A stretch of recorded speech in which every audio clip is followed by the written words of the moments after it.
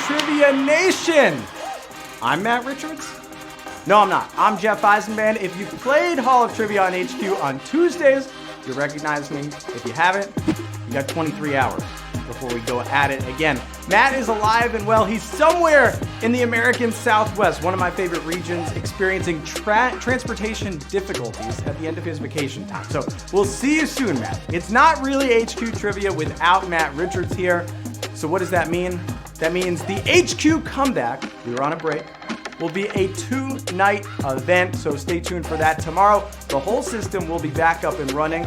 That includes myself first, and that includes Matt at 9 p.m. But tonight, we've got the classic format of 12 tricky trivia questions and a $5,000 split among everyone who makes it to the end. It feels like we're just at the beginning. You've been waiting a week for HQ Trivia to come back. As always, you can goose up your chances by investing in a VIP ticket. Tonight's $1,250 VIP pot will be split into big chunks just for ticket holding game winners, provided we sell 75 tickets, but sales stop at 125, so jump in the big game. This is a big deal for me. All right, first of all, you're getting the VIP experience of a Jeff Eisenband game, and we don't get that in Hall of Trivia, so get your VIP tickets right now. I'm talking to you, Mom, Dad, my grandma, everyone else. By the way, while we have your attention, there's a super special charity we're happy to tell you about tonight, and that is Stand Up for Kids. They are empowering homeless and at-risk youth toward lifelong personal growth in communities like yours. Since 1990, Stand Up for Kids has cared for homeless and at-risk youth by transitioning them from crisis to connection, giving them a sense of safety, hope, and belonging through housing support, mentoring, drop-in centers, and street outreach. They bear the highest independent ratings from fiscal stewardship of all donations, putting every penny toward their mission of ending the cycle of youth homelessness. What a great cause. So HQ is making a donation to Stand Up for Kids and spreading the word to you. They're at standupforkids.org, so check them out and see if you can help a little. It means a lot. Just a little bit means a lot. Pass that along, please. Right before Q1, don't forget, tomorrow brings 2 great games of HQ. That's right, I'll be back for Hall of Trivia on HQ, slinging you some sports questions. And fate willing, Matt will return from his break and be here an hour later for the regular HQ at 9 p.m. Eastern Time. And Wednesday, it's HQ Words with the legend, Anna Royston. Stay tuned for that. I'm trying to think. I can never figure out those words. I can't do it. Someone give me advice. Eugene, if you're out there, I gotta figure out how to do it. That's all the preliminaries we have for you. Like I'd say on the other show, it's time for Clayton Kershaw to take the pitcher's mound, Tom Brady to get under center, and Phil Mickelson to tee off still at age 50. It's time to start the show. All right. Thank you for being so patient.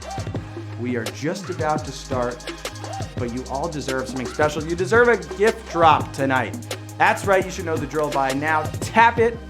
See what you got. Let me know what you got. I'd be playing this game if I wasn't here right now. I would get a gift. I don't get anything. And my birthday was last week, so it's off now. I gotta wait for a gift like 365. Is that how many days are in a year? That's not a question tonight, is it? 365-ish days? It's gonna be a long time. Congrats on your gift out there. We got VIPs. We need a few more VIPs, by the way. All right?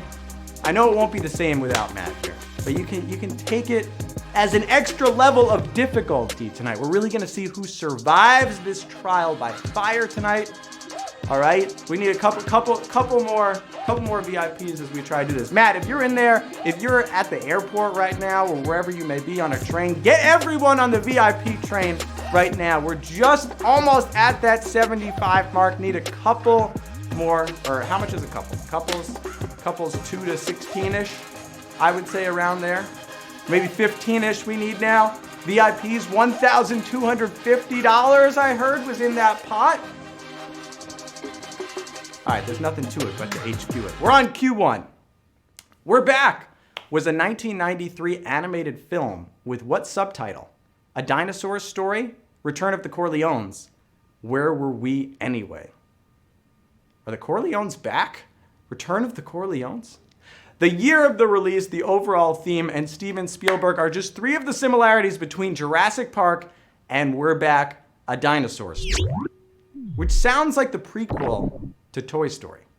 It's also great to be back here. As I said, and as Ross Geller said, we were on a break. 34,207 of you have a streak of at least one question as you return and get a dinosaurs story right. That was before Pixar. It sounds like a Pixar movie. Q2, which of these is a European country? Croatia, Liberia, or Nepal? All right, we're going right to some geography. Don't pull out the globe. Get it right, come on. If you're like my girlfriend, you've been watching this season of Below Deck, you should get this one right. There are 193 UN member states, a small enough number that you really can learn them all, and those who have know that Croatia is right there in Europe. It's got mountains in the Mediterranean in one country. What else could you ask for? 34,791 of you are planning your Eastern European vacation to Croatia. Enjoy. But first, you got to get 10 more questions right. Get some extra cash for that trip. Q3. What song is played most? It is played by most Jack in the Boxes. London Bridge, Pop Goes the Weasel, or Yankee Doodle? You got to go back to your childhood here, all right? How come every time I come around my London... Oh, no, wrong London Bridge. It would hardly be a proper Jack in the Box if the clown didn't jump out at the right moment, almost always on the pop, and Pop Goes the Weasel. Still freaks me out. I'm 28 years old. 34,584 you. Through three. The English language, by the way, I think that's the best weasel song we have in it. How many weasel songs do we have? Oh! He made the toys. He should have expected that. Q4. Which of these dishes is not prepared on a skewer? Kori roti, souvlaki, or a yakitori? We're taking you around the world on a stick, or at least 2/3 of it on a stick. It seems like every culture has gotten their idea of eating food off a stick. America's got corn dogs. And there's similar stuff all over the world, although Kori roti is basically gravy and crackers. So you can try to put that on a stick, but it's not going to go so well. 20,542 of you getting that. That reminds me, Asaf, I might get my first savage question tonight. I might. Not now, but I might. What do you think about these HGs? Do we have the sacked graphic in here for these people? You guys are doing well so far. 20,542 of you going on. Q5. Which of these video games' initial releases involves zombies? BioShock, The Last of Us, or This War of Mine? If you know me, I've called esports before. I have never called any of these games. I can promise you that. There are realistic and fantastic scares in all of these, but This War of Mine is an award winner about war from a civilian perspective. Interesting stuff. And genetic augmentation is the theme of BioShock. So go for The Last of Us to fight some of the undead. I kind of thought it was a precursor for anything non-sports and video games for there to be zombies. The Last of Us sounds pretty zombie-ish, right? 22,662 of you. Even if you didn't know it, you're like, that sounds gruesome, zombies, ghoulish. All right, let's continue on. What do we got? Q6. The Romans' primary god of what also has a namesake planet in our solar system? Music, spring, or thieves? The Romans, gods, planets, solar system? Earth, it's Earth, but most other planets do have a partial name from the gods themselves. And wouldn't you know it, Mercury is the god of many things, including thieves. So I've been told to just watch out for your wallet during Perihermian, which probably has something to do with Mercury. I have no idea, but that's what I've been told. Perihermian. Hermione? Perihermione? Yeah, it sounds Harry Potter-ish. Q7.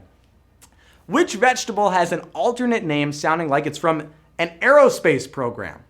Arugula, eggplant, zucchini. If you're a rocket scientist, you are enjoying this HQ trivia show. These are all called different things in Europe. There are a couple of French sounding ones, and then there's rocket, an alternate name for arugula. Of course, you can see the fire coming off arugula as it shoots into outer space.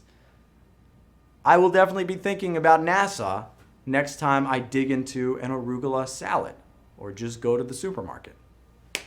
Did not know this. All right, we're moving on to Q8. I'm learning I just talk about sports. I'm learning so much tonight. Q8, where are you most likely to see Ben-Day dots? Fabric, a map, or a photograph? Not Ben Folds 5, Ben-Day dots. That's what we're looking for.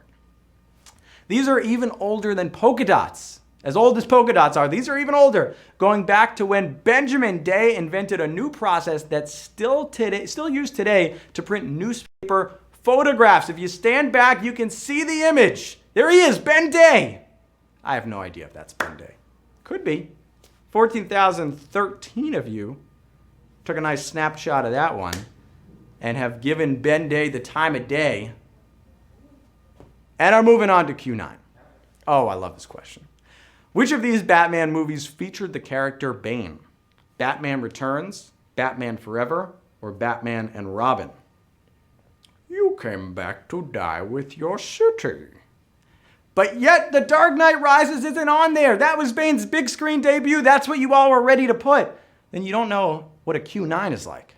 You're probably forgetting when a much different version of Bane was a sidekick to Poison Ivy in Batman and Robin. Yeah, there he is. Looking, that's not Tom Hardy, folks. That was not Bane's best showing in a Batman movie. He did a little better in The Dark Knight Rises, but it existed, and 13,213 of you know your Batman flicks. Very nice. Impressive stuff, as we have 3 more. Did I make this too easy? I didn't write these questions. Q10. Which of these terms has a technical definition in chemistry and in law? Deposition, objection, or sublimation? And I thought about going to law school. I have no idea what a sublimation is. I better not get in trouble. So the word of the law and the word of chemistry don't always cross over, but it happens. And to explain it all, we need a gas to go straight to being a solid, of course, or the legal equivalent, a deposition. No objections, no sublimations, Your Honor. We're just turning a gas into a solid, which is a deposition. I guess. I'm thinking about Michael Scott in the deposition episode of The Office, if you know what I'm saying. That's what she said. Q11. A 2003 contest awarded a one-of-a-kind Crayola crayon in what approximate color? Green, orange, or purple? Sounds simple. Not as simple as you might think. Due to poor record keeping, yes, they didn't log the Crayola crayons that well. We don't even know who won the contest held in partnership with Kraft or what happened to the world's only C-Rex crayon named for Kraft Mac and Cheese. Kraft Mac and Cheese's orange dinosaur. That's right. Make that an NFT. 1 of 1. C-Rex. The orange crayon. 6,449. Should we say it? It's not quite. The ruling I'm getting from the booth is not a savage question, but close. 6,449 of you. We've cut it down as we head into this final question. $5,000 on the line. Use that extra life if you have to, because this is it. This is the end for me. I'll be back tomorrow night. Q12. An effect where X-rays increase in wavelength as they scatter shares its name with what band's home? Beastie Boys, De La Soul, or NWA?